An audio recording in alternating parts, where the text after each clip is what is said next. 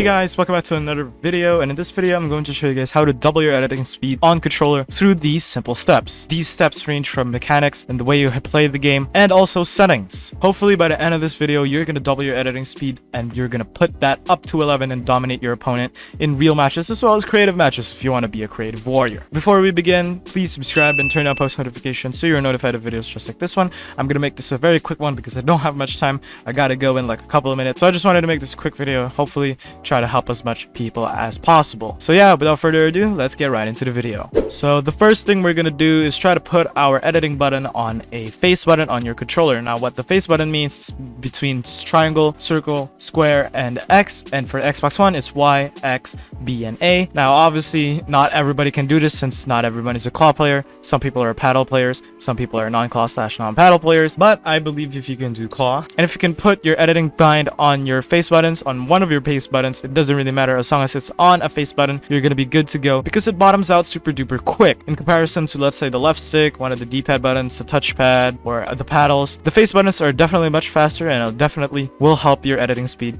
if you want to improve as fast as possible.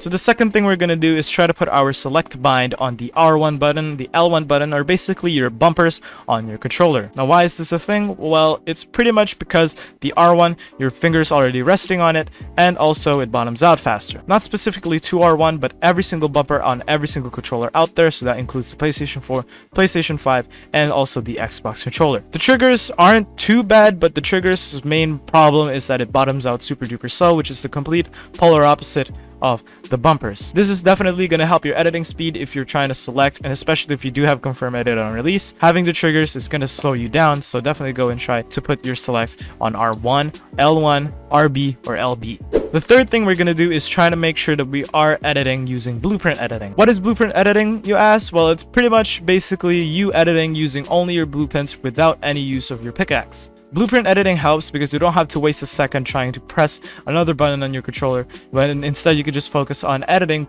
This helps both confirm edit on release and non-confirm edit on release users because it helps you focus only on your editing and the tiles you're trying to select without focusing too much on trying to bring out your pickaxe. And especially with the new settings where you can disable pre-edits, you're definitely going to be free from any pre-edits or any mess-ups that will ruin your momentum when you're trying to make edit plays. The fourth thing we're going to do is try to improve our consistency with editing while building. A lot of people go and edit courses, and it's just not the most optimal way to improve with the game, purely because edit courses will only put you in certain situations where you already have your builds placed. So to improve at this, you're gonna make sure you're gonna have to build while also editing. I learned this drill from Aries Takeoff, and it helps with building consistency. Doing this at least 5 minutes every day will help your consistency with wall and cone edits, and it's also a really good way to get used to certain binds, purely because it doesn't take too much time and it's pretty easy to do. Obviously there are more advanced tips and tricks that Aries Takeoff can probably give you, but I agree that this is probably the most influential one. This little pattern right here.